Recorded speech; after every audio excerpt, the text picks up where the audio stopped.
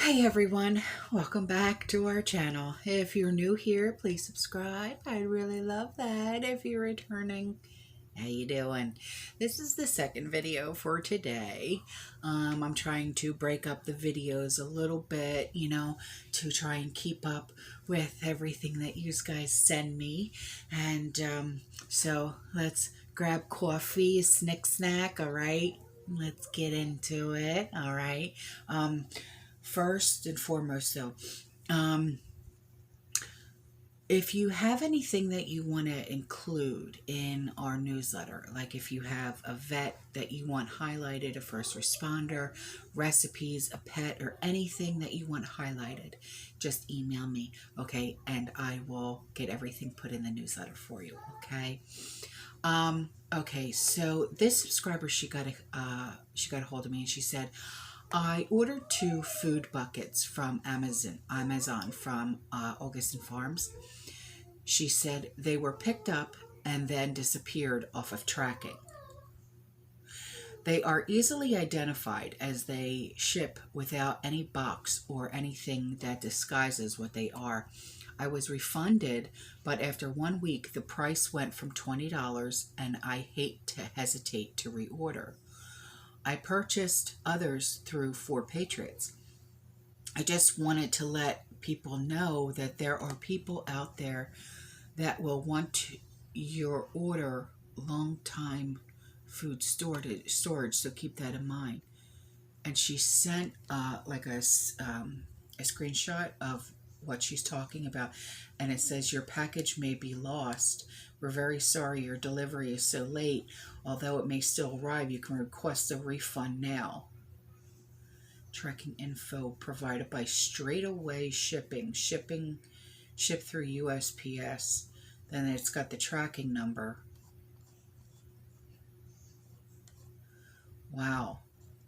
Now, I'm not going to share this screenshot because it has her name and address on it. But,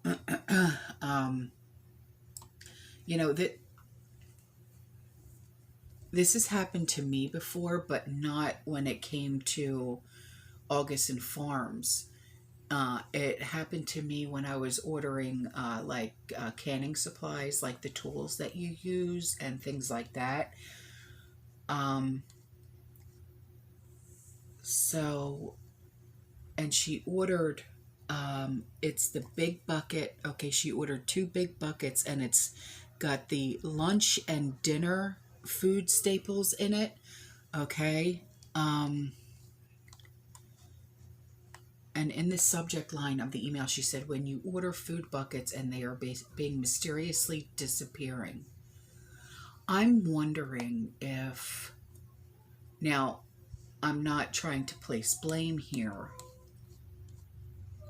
I'm wondering if they're being stolen either by Amazon workers or USPS workers. Just saying. Or, I mean, anything is possible, but, it's just a little strange, that something like this would just disappear. Your package may be lost. Not with something like that. You know what I mean? So then on to this. So this subscriber said she was listening to one of my videos and she was surprised to hear about the viewer that had put in a couple of Walmart orders to pick up and they got canceled. That's been happening a lot lately. It happened with my mom and stuff like that too. She said, I had this experience on Friday morning from my nearest Walmart in Texas. She put in an order for around $600. And then about an hour later received a text and an email stating that my order had been canceled by their fraud department and that I could reorder my items. I was so confused. And this was the first time something like this had happened to me when placing a pickup order.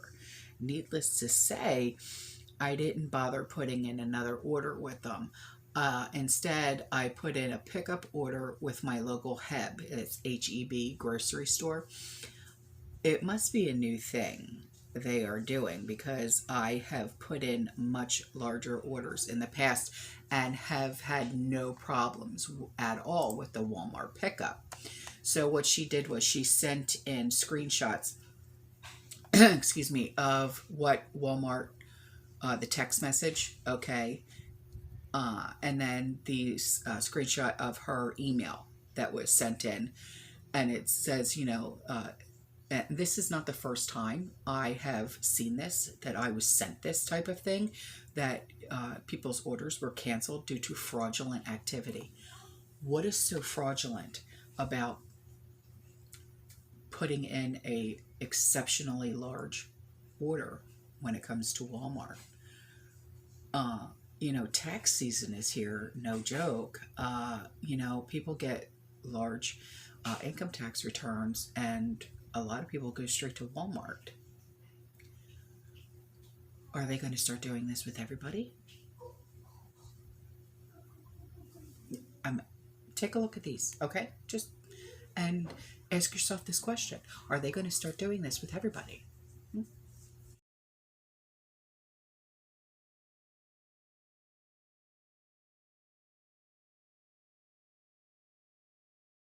So this picture was sent in. It's a Target in Champaign, Illinois, and this is of the feminine product aisle, okay, in Target, and wiped with the exception of a few of the higher end brand, okay, and it's like, were they having like clearance or something?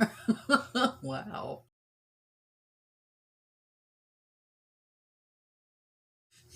So this subscriber, she got a hold of me and she said, "Is it too early to say I told you so?" And then she sent me this picture and I said, "Wait a minute, normally I'm the one to say I told you so." And it's a picture of her TV, and it's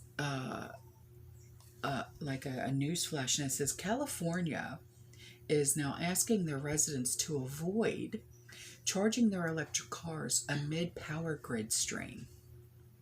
Now, this administration is trying to push, electric cars and Green New Deal and yada yada blase squaze on us, but yet don't plug them in. Don't we don't want those cars to actually run, because it's going to put a strain on the power grid. How ridiculous.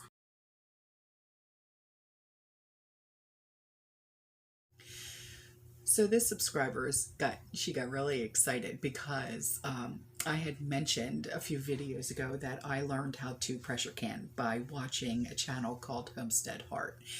And she said she went to Homestead Heart on YouTube and she watched how to make ghee, Ghee, okay. And she said, "I thought, why not save space with butter for later?" Yeah, I'm going to try it. I'm so impressed with myself right after I made it. And then the second picture is after it sat like she told me to do. I can't wait to try it. So she sent pictures of her before and after she made ghee, and she's so excited and proud of herself, and I'm proud of you too, sweetheart. So here's pictures of her ghee.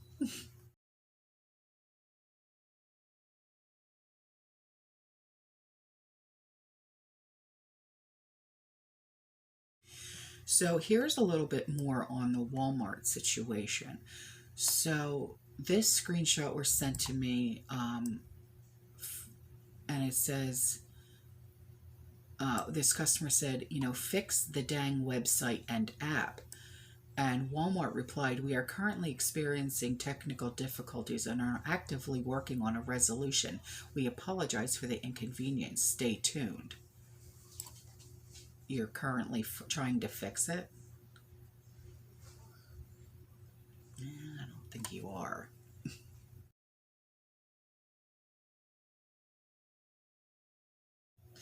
And now for a commercial break.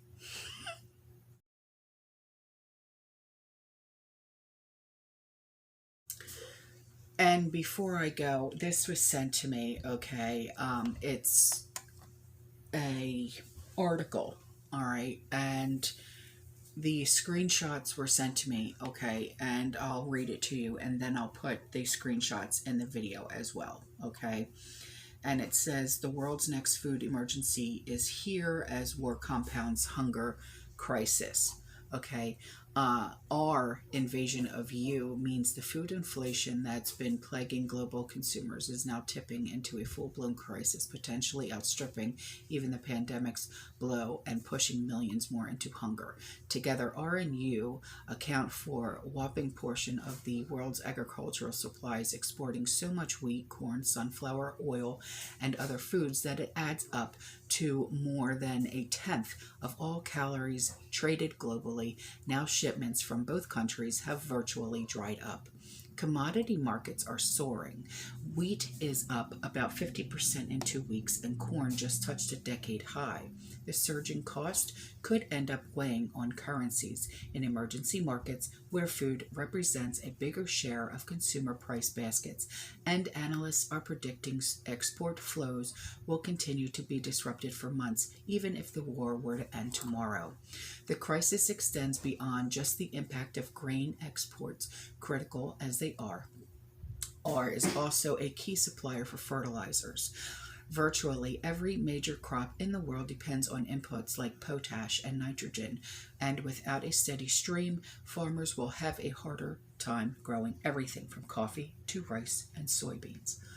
Plainly speaking, there are a few places on the planet where a conflict like this could create such a devastating blow to ensure that food supplies stay plentiful and affordable. It's why R and U are known as the breadbaskets to the world. It's an amazing food shock. I don't know of a situation like this in the last 30 years that I was involved in this sector. And then there is a scale, okay, that shows buyers at risks. Countries in Africa and Asia are among the most reliant on Ukraine grain, which goes from Egypt, Indonesia, Bangladesh, Pakistan, Turkey, Morocco, Tunisia, Yemen, Lebanon, Philippines. The shock is already reverberating across the world. In Brazil, another agricultural powerhouse, farmers can't get the fertilizer they need because retailers are reluctant to provide price quotes. In China, one of the biggest food importers, buyers are snapping up purchases of U.S. corn and soybean supplies amid concerns that fewer crop shipments from Russia and Ukraine could set off a global scramble for grains.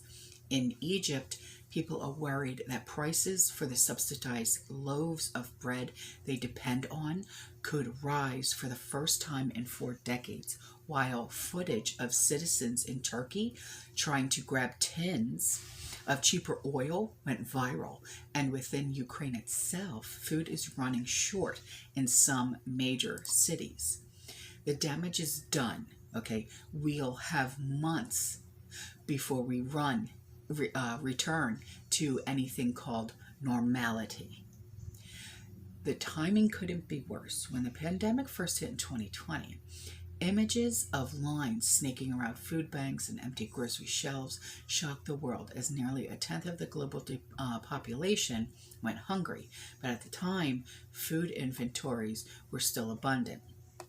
Now there's another graph, okay, that says the tight supplies, world grain reserves have been shrinking in recent years, and it gives from 2013 all the way to 2021. And this source is International Grains Council estimates. The year shown indicates the start of the crop season, okay? So that graph will be in there, okay? Now, why it matters, okay, for wheat. The world has grown hugely dependent on Ukraine and Russia for their wheat, a crop used in everything from bread to couscous to noodles, okay? The nations account for a quarter of the global trade. They are also cheap suppliers, which makes their exports favorites for importers in the Middle East, North Africa, including Egypt, the world's biggest wheat buyer. Benchmark wheat futures traded in Chicago reached a record high price on Tuesday. You're going to see a spike of starvation around the world. Okay, wheat is a key commodity to watch because bread prices have a long history of kickstarting unrest. Now, going back to the days of the French Revolution, food insecurity has sent people into the streets demanding better conditions. Supplies from Russia have been part of this bigger picture before. In 2010, the country experienced a record heat wave that devastated crops, and the government banned exports. Wheat prices in international markets doubled in a matter of months, raising the cost of bread for millions of people, and the price run-up simmered as part of the mix of factors that sparked uprisings in the Arab Spring. Now, here is another graph, if you will. Okay, it's called the breadbasket of the world, and Russia and Ukraine account for a quarter of the global grains trade. Okay, 40 million tons for Brazil, 52 million tons for EU, 56 million tons for Argentina, 80 million tons for other, 102 million tons for Russia, Ukraine, 94 million tons for US. And now, while Russia's wheat hasn't come directly under sanction, trade from the country has been severely disrupted. Some Russia grain is flowing by land, while vessel transit is near a standstill due to the military action in the Black Sea. All right, so I'm going to put those screenshots in for you. All right, now, I love you. I'll see you in the next one. You stay safe, stay positive, and keep prepping. And as always, fear less.